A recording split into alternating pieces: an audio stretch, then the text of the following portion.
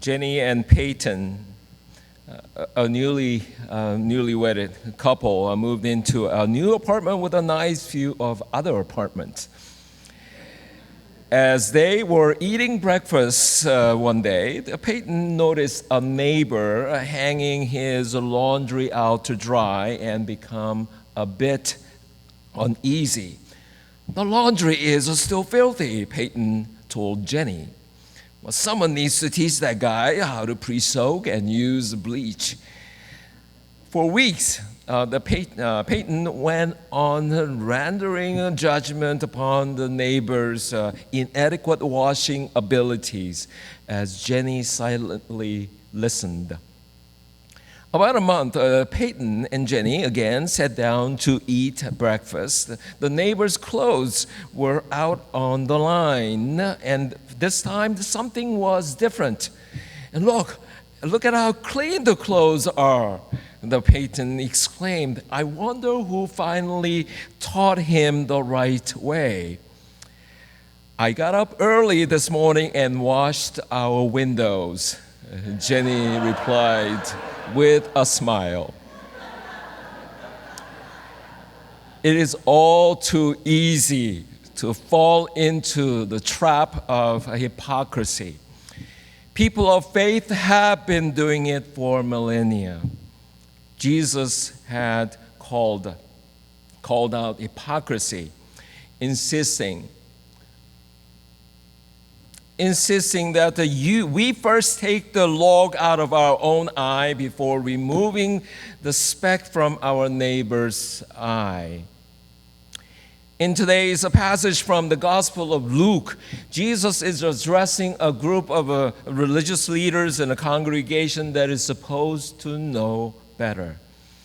Earlier in Luke chapter 13, the high rollers have been pointing their fingers at other people who have suffered and died.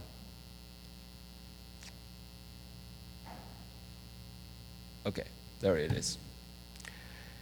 And they labeled the suffering as a punishment for sin.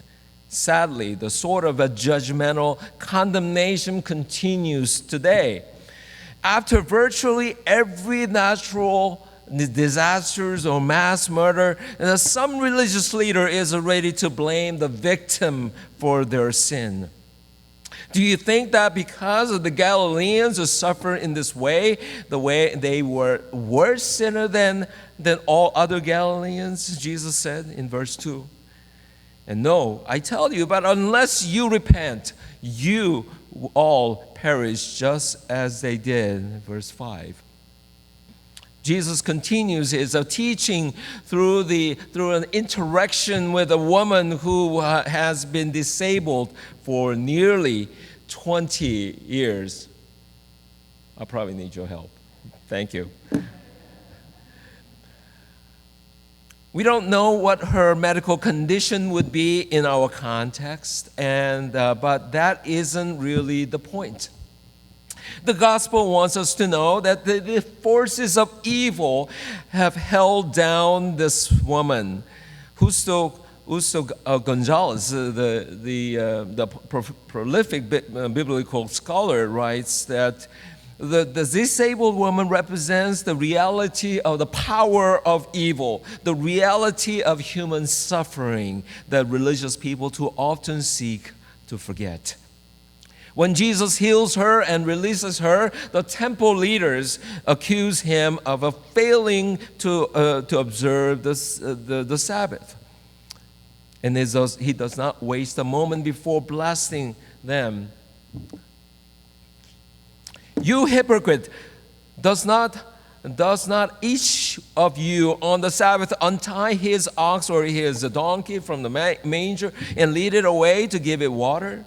And ought not this woman, a daughter of Abraham, whom Satan bound for 18 long years, be set free from this bondage on this Sabbath day?" Jesus' discussion of untying the animals is significant.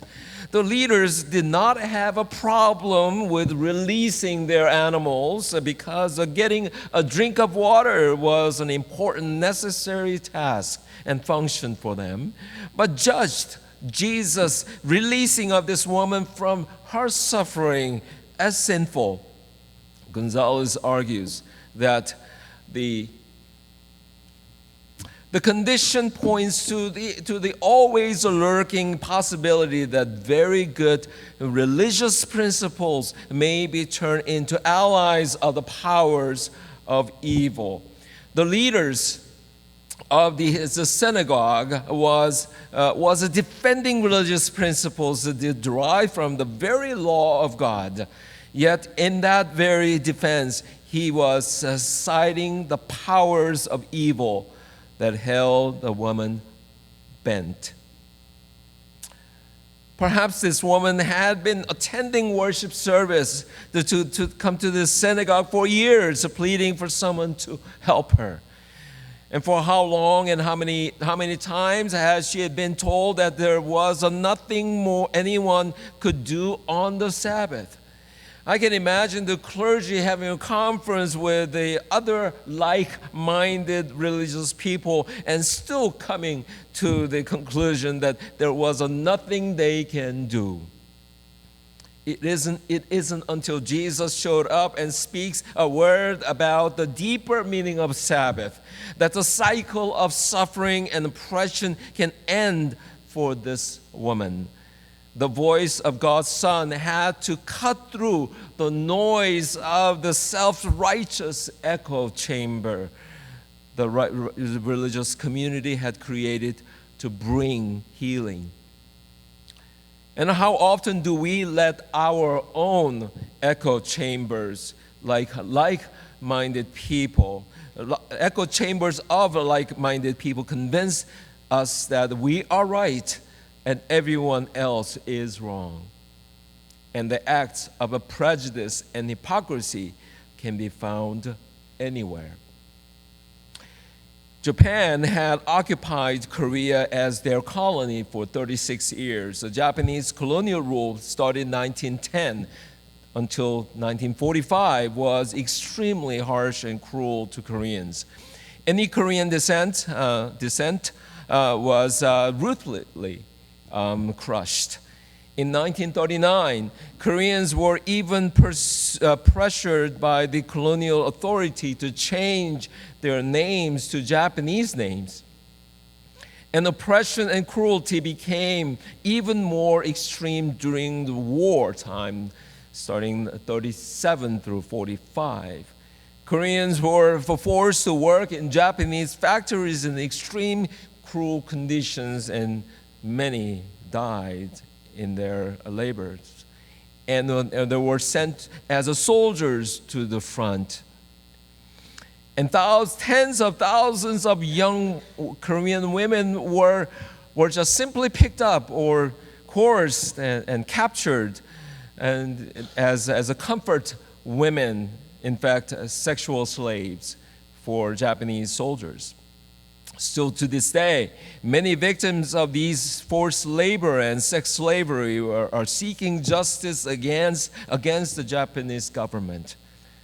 But I also want to reveal, in Korea today, incomprehensive prejudice and discrimination against many Southeast Asian workers and women of cross-racial marriages. This is nothing more than hypocrisy. How can people who suffered under such injustice, cruelty, turn around oppressing the marginalized in their society? Do you think that Korea is the only place that's happening? What about Israel and Palestine? Israelis who suffered mightily during the World War II. And now they're doing exactly the same thing to the Palestinian helpless people in their neighbors. Do you think they are the only ones doing that? What about us? In our history, the way that we treated Native Americans. And when we talk about human rights to other people, and others talk about, what about you? The way you handle the Native Americans, and how do we respond to that? And then family separations at the border today. And how do we say that we're such a righteous people? I want to point out something else in our hypocrisy, in a hypocritical position toward the undocumented immigrants. Illegal entry to the United States is wrong, and it should be stopped, should be prevented in all measures. But what about the businesses that are hiring these workers and their exploitations? And our government is happily taking their tax revenue. Hypocrisy is everywhere, no matter where you look. The religious leaders, and often we talked about Pharisees in this context in the Bible, are not terrible people. The leader of the synagogue was an official appointed by elders to look after the building and its contents and its arrangement for worship. Normally, they were considered highly respected and honored people of God. What about Pharisees? Pharisees, they were the spiritual fathers of modern Judaism. And they established Torah as the main constitution of this nation. And they were deeply dedicated to the obedience of the law, and they were also political leaders of the day and powerful figures. People looked to them for guidance and inspiration. And they were highly regarded and respected. But even they fell into the trap of the hypocrisy. Either they were too rigid-minded because they truly believed that no one's supposed to work on the Sabbath, or Jesus had become too powerful and threat to their establishment.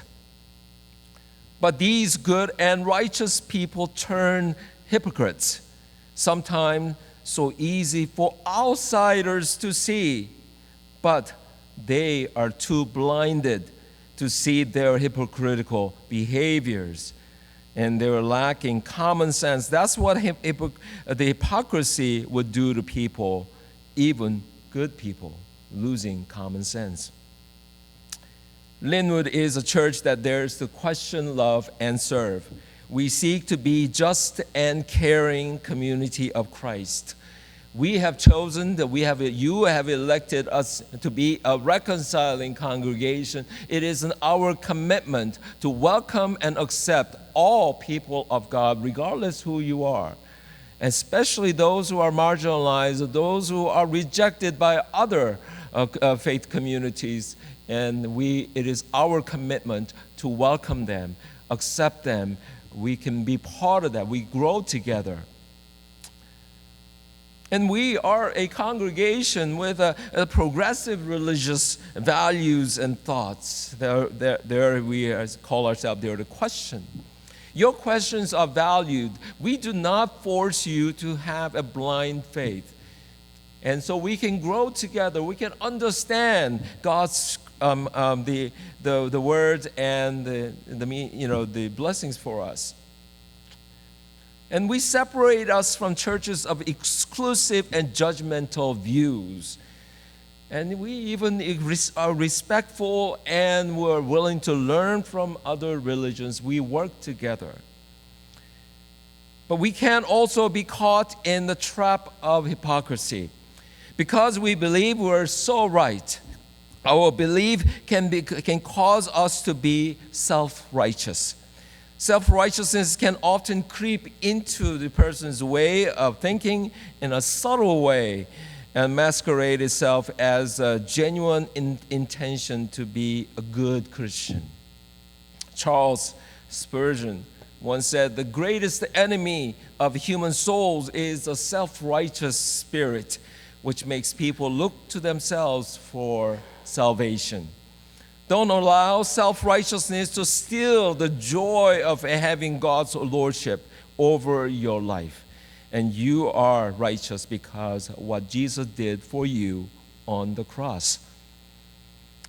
I asked at the Wednesday Bible study group to them, and what might be the opposite of hypocrisy?